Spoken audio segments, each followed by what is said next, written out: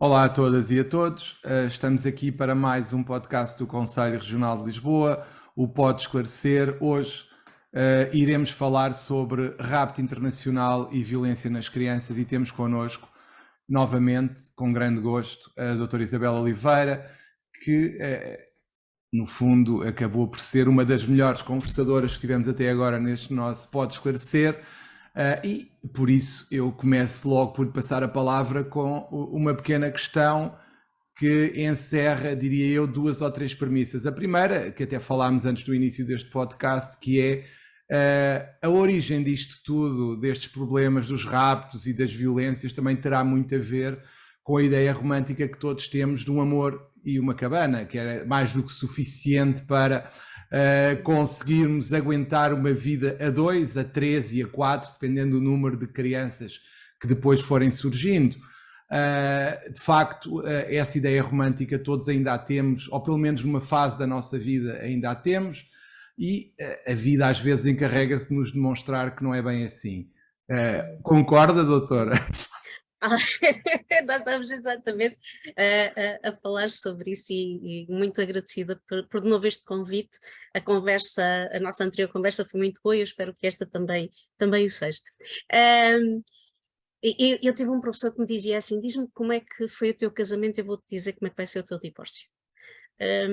Eu creio que muitas das vezes aquilo que as pessoas não fazem na construção da sua relação é muitas das vezes trabalhar as suas expectativas de futuro, as suas expectativas na relação, vivermos com os olhos postos também numa determinada realidade, não é? Manter relações dá trabalho. Às vezes dá tanto trabalho ou mais do que terminar com elas.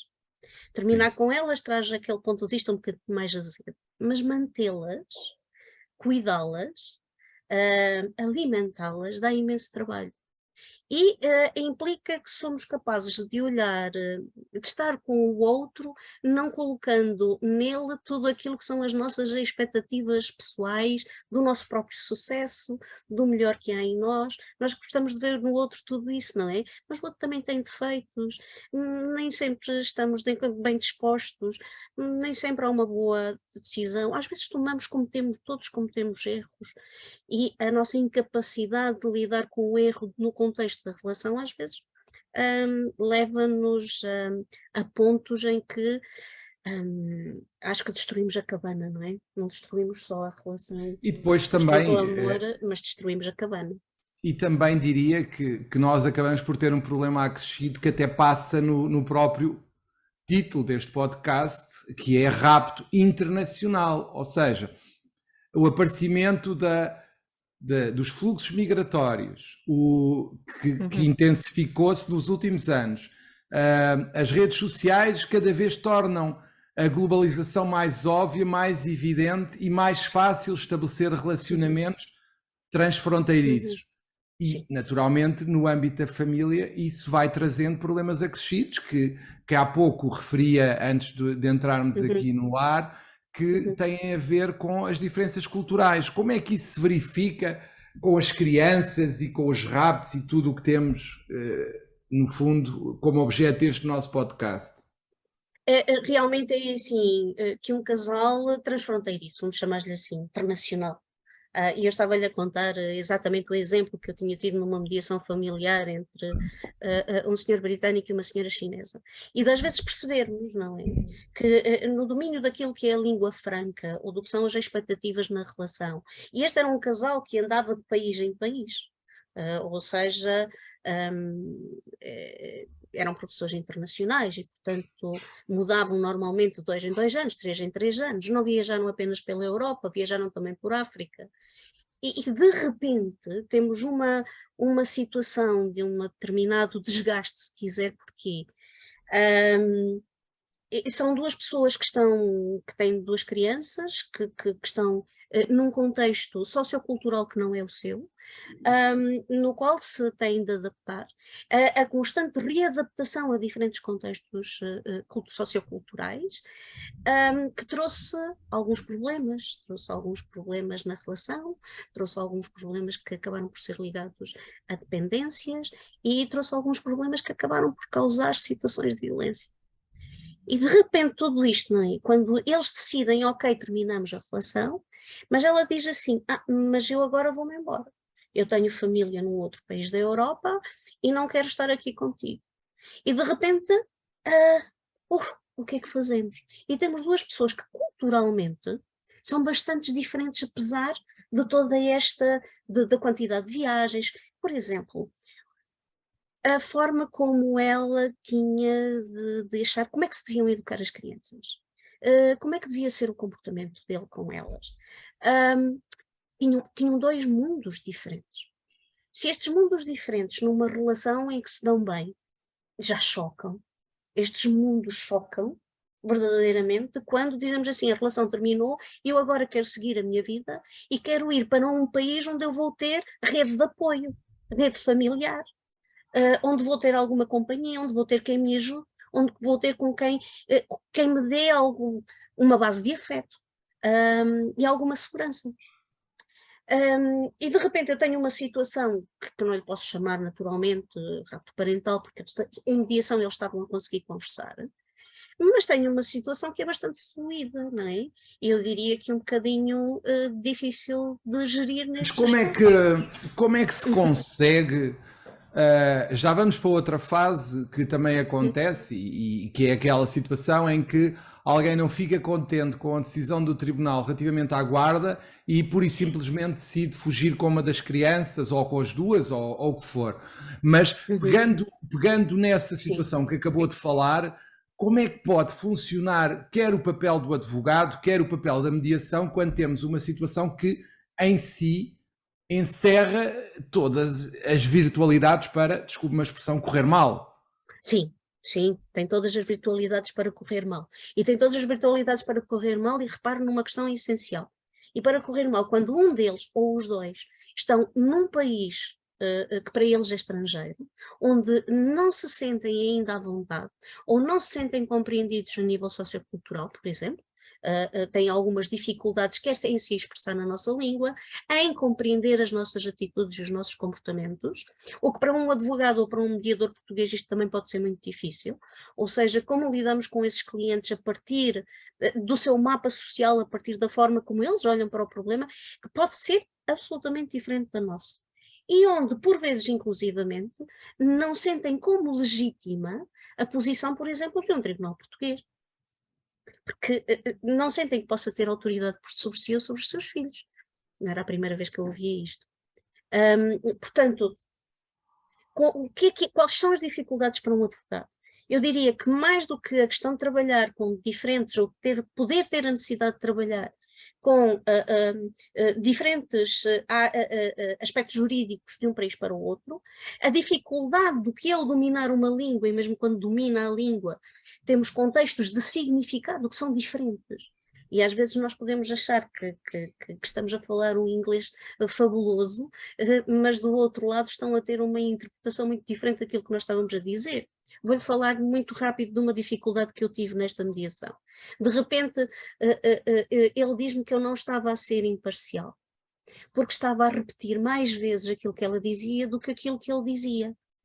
E como o sotaque dela era muito difícil para mim, o sotaque em inglês, eu falava, tinha necessidade de repetir o que ela dizia para confirmar que eu tinha compreendido. E ele interpretou isto como uma falta de imparcialidade minha, porque estava a repetir mais vezes aquilo que ela dizia. Repare, na nossa ação como profissionais, às vezes são coisas tão mínimas que nos levam, às vezes, a este embate, que é também um embate cultural, não é? E eu tive que lhe explicar exatamente o que é que estava a acontecer e porquê que estava a acontecer. Mas Sim. deixe-me só perguntar-lhe, mas esse embate cultural que referiu, imaginemos na fase prévia, que é na fase em que eles chegam, naturalmente, já numa fase em que acham que a vida em comum não pode continuar, e chegam ao escritório de um advogado e perguntam o que é que podemos fazer, queremos divorciar-nos, mas ela quer ir para um lado, eu quero ir para o outro. O que é que o advogado deve fazer nessa altura, por exemplo? Colocá-los a pensar essencialmente de que forma é que isso vai afetar os seus filhos, ou seja, eu gosto muito de colocar o problema no contexto dos efeitos. Ou seja, qual é a previsão ou a expectativa de que estando com um, ou estando com o outro, ou os dois separando-se, como é que isso vai ter impacto e que tipos de impacto é que vai ter na vida das crianças e nas deles? Okay. Isto é essencial para olharmos para uma coisa que é assim. Primeiro, olharmos para a realidade. E a realidade manifesta-se a partir dos seus efeitos. Percebermos, às vezes, expectativas irreais sobre o que vai acontecer no futuro. Não é? E levá-los a pensar ou a focar-se naquilo que os filhos vão sentir. O que é Mas que isso vai significar para eles? deixe-me só perguntar-lhe, para incluir também no seu raciocínio este elemento que eu acho que é uma dúvida que eu sinto, que é, Uhum. quando chegam e me dizem isso, a primeira grande questão que me é imediatamente colocada é: eu quero que ele seja educado na minha terra, por exemplo, e a outra parte quer que seja na terra dele. Perdoa-me aqui a Sim, expressão. sim. E nesta altura, como é que se consegue um equilíbrio, uma vez que eles estão tão distantes em termos de educação? E às vezes temos que ter ver primeiro também uma outra coisa, que é, primeiro, qual é a idade das crianças, em que sistema sociocultural elas têm vivido e como é que se têm adaptado. Se quiser quantificar em idades, só para facilitar quem nos ouve, mais ou Sabe que menos. mais ou menos, é assim, eu diria que para uma criança até aos 3, 4 anos, essa adaptação aos 6 anos é fácil, depois de estar muito habituado a uma determinada língua. Claro que para elas é sempre muito fácil aprender línguas naturalmente, e os seus progenitores têm tendência para falar neles na sua língua materna, não é? Muitos deles, pelo menos muitos dos que eu conheço.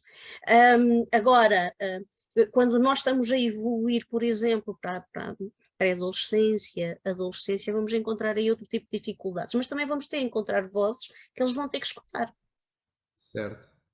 não é? E que já se podem manifestar sobre aquilo que sentem de ter que ir para um outro país. Dou-lhe outro exemplo concreto, porque se calhar exemplos concretos às vezes são bem mais fáceis. Tenho um casal que foi viver para a Holanda, em função de um bom contrato de trabalho de um deles.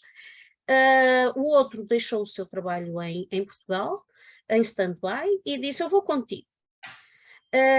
Levam as crianças consigo. Entretanto, aquele que vai cuidar das crianças, diz assim: Eu deixei uma vida profissional plena, não me estou a adaptar à língua, pensei, tínhamos promessas de que me ias ajudar a arranjar trabalho, a aprender a língua, e isso não aconteceu, e de repente eu sinto-me só, isolado, sem família, sem amigos, a tomar conta de 2 crianças. Mas entretanto as crianças crescem. Então eu tenho uma criança de 12 anos que diz assim: Mas eu gostava mais de viver lá. Tenho saudades dos meus colegas, não gosto de viver em Portugal, sentia-me muito melhor naquele ambiente com os meus amigos, aqui ainda não consegui fazer amigos, e de repente aquilo que os pais decidiram que é, ok, um vem e traz as crianças, regressa a Portugal, tem uma criança de 12 anos que disse: Eu não estou a adaptar-me aqui.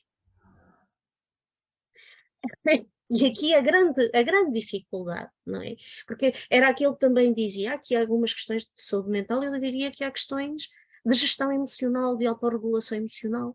Como é que eu lido com a minha filha de 12 anos que me diz: Eu não quero viver aqui, não tem a ver com viver contigo ou viver com o pai, tem a ver com viver no local onde eu estava a ser feliz, onde tinha os meus amigos, onde me sentia enquadrada, e aqui estou a sentir-me desenquadrada. E de repente tenho um progenitor a dizer: Mas agora o que é que eu faço com isto? Porque isso significa que eu vou abdicar da minha parentalidade. Como é que eu faço isto a esta distância? E depois o que é que sente? Que aquilo, e este casal era um casal que foi engraçado, porque eu fiz-lhes o divórcio e depois fiz a alteração da regulação de responsabilidades parentais. É que de repente aquilo que há uns anos atrás tinha sido a grande discussão entre eles, aquela, sabe, o tom azedo, a violência Mas nas como é que palavras conseguiu, regressa. Mas como é que conseguiu no início uma conciliação? Como é que se pode conjugar esse diferente intuito de educar a criança num ou noutro local? Ah, Porque essa é que é a ai, grande ai. questão, não é? Sabe que aqui entram tantas coisas, principalmente porque somos humanos, e às vezes há um aspecto muito interessante que é assim: eu quero ter as crianças comigo, mas depois o dia a dia, a gestão do dia a dia sem apoio, pode ser absolutamente terrível e assoberbante para um deles. E aquilo que aconteceu na primeira, e talvez daí uma certa manutenção de um certo tom azedo, ainda de alguma agressividade na voz, tinha a ver com isto. Aí eu inicialmente abdiquei porque realmente eu não me sentia confortável. Mas agora que a minha filha já está maior, agora que a minha filha que diz, ok, vamos fazer isto e tal, hum, eu já estou mais disponível para ter comigo. O que eu quero dizer é assim, muitas das vezes aquilo que acontece, e não é por uma questão de ego, não é por uma questão de egoísmo, hum, eu diria que é mais profundo e se calhar mais complexo do que isso. Hum, mas é muito difícil às vezes aceitarmos hum, que eu quero ter os meus filhos comigo, mas o meu dia a dia parece que me introduz um obstáculo. Mas é muito difícil eu assumir que estou disponível para superar este obstáculo, abdicando de algum tempo com eles, porque socialmente isso não é aceitável. Como é que eu vou dizer à minha família que permiti que fosse o outro que levasse as crianças? Como é que eu vou olhar para mim e dizer, és um bom pai ou és uma boa mãe, apesar de teres permitido fazer isto? Há um conjunto eu diria, de pensamentos e de emoções que são muito difíceis de gerir neste momento, e que às vezes temos que ajudar primeiro a normalizar que sentir isso é natural, segundo, a perceber que há diferentes formas de estar e que há diferentes formas de divisão de tempo e que hoje o mundo é muito pequeno, desde que não apareça o Covid, mas o mundo é muito pequeno, que esse alargou o espaço do mundo, não é? Entre nós, mas digamos que hoje é mais curto. Permitir diferentes interações, diferentes tempos, trabalhar os tempos de forma diferente, e para isto nós vamos pesquisar tudo, desde como é que funcionam os sistemas de educação em cada país, como é que funcionam os tempos, por exemplo, de férias, de paragem, Uh, como é que funcionam os regimes dos pais em termos de trabalho, em termos de férias, de possibilidades de fins de semana prolongados? Como é que se pode gerir a questão financeira de uma forma cooperativa? Aquilo que nós fazemos é, ok, vamos reconhecer o espaço de cada um deles e dizer assim, o que é que nós queremos para o futuro dos nossos filhos? Como é que os nossos filhos, como é que queremos que eles falem sobre este momento? Como é que queremos que eles participem ou tenham uma voz neste momento, mas vamos descobrir estes mundos e falar sobre eles, o mundo de cada um. Que é para os reconhecermos e não criarmos O que eu lhe pergunto ideias é, feitas. o que eu acho que é importante também aqui nós termos alguma noção e darmos, se calhar, algum conselho até aos próprios advogados e a quem Uhum. está envolvido nestas situações é, perante uma situação dessas, como é que se podem identificar, uma vez que ela tem várias características explosivas, como é que nós podemos identificar e, no fundo, impedir que o risco se concretize do rapto? Onde é que podemos criar condições de confiança? Ponto primeiro. E em vez de introduzir o elemento da desconfiança, ou seja, isto pode acontecer, é o que é que temos que fazer para manter uma comunicação que construa confiança de forma a evitar que isto aconteça. E para isto temos que reduzir medo, principalmente a ideia do medo da perda, a ideia de que eu não vou conseguir fazer isto. É extremamente doloroso. Vamos cá ver, que é isso que eu sinto muitas vezes em trabalhar com alguns casais, é extremamente doloroso para alguém que esteja na perspectiva, e eu neste momento estou a pensar num caso específico, que esteja na perspectiva, num contexto de tribunal, de ouvir alguém a dizer, bom, você foi para outro país trabalhar, não vai poder levar os filhos consigo, eles vão ficar cá. Por 1, 2, 3, 4 ou 5 razões. E a ideia que esta pessoa tem é, primeiro, eu sou a culpada daquilo que está a acontecer. Porque sou eu que quero fazer isto. Porque apostei na minha vida profissional. Segundo, isto causa uma frustração terrível. É dizer assim, de repente, eu quero fazer algo que acho que me valoriza a mim, mas também me pode valorizar a vida dos meus filhos, mas estou a sentir isto como uma grande limitação. Em terceiro, olha para si e diz assim, eu sou mau pai, ou sou má mãe. E o sentimento de culpa é terrível. Na realidade, aquele núcleo que estava a fazer do que pode vir a explodir está aqui. Está nisto que sinto e na frustração às vezes que o sistema também nos traz, às vezes por alguma demora em tomar decisões, às vezes pela forma como as pessoas se sentem avaliadas, mas não reconhecidas, e em que não obtiveram resposta exatamente àquilo que estão a sentir neste momento, e é um medo terrível sobre o que é que pode acontecer no futuro. Este nível de frustração e de raiva que vai crescendo pela frustração, ou seja, a desmotivação em apostar no sistema e na decisão do sistema, e de começar a perder a confiança de que vai conseguir ter uma resposta favorável, isto pode despoltar algumas dessas reações. Portanto, eu diria que nós temos que estar muito atentos a estes aspectos e, se calhar, em vez de os alimentarmos, atenuá-los, acalmá-los e encontrar o quê? Tentar encontrar opções criativas e diminuir, se possível, este sentimento de culpa. Em segundo lugar, algo importantíssimo, porque o Dr. João Massano falou disso logo no início, que é assim, encontrar ajuda terapêutica para algumas das pessoas. Porque nós conseguimos perceber que elas não estão bem, que começam a não ter capacidade de tomar decisão, ou que às vezes as suas decisões podem passar por alguns aspectos radicais. E nem nós, como mediadores ou como advogados, somos capazes de dizer assim, olha, nós não estamos aqui para dar ajuda terapêutica, mas se calhar estamos aqui para dizer aos nossos clientes, procura ajuda, alguém que o ajude a lidar com aquilo que está a sentir neste momento, e a lidar com a situação do ponto de vista emocional. Porque a reação é emocional, não é? Sim. Bem, e doutora, vamos fazer aqui o final desta nossa primeira parte da conversa não deixe de ver a segunda parte desta conversa, que será o próximo episódio do nosso podcast. Até lá.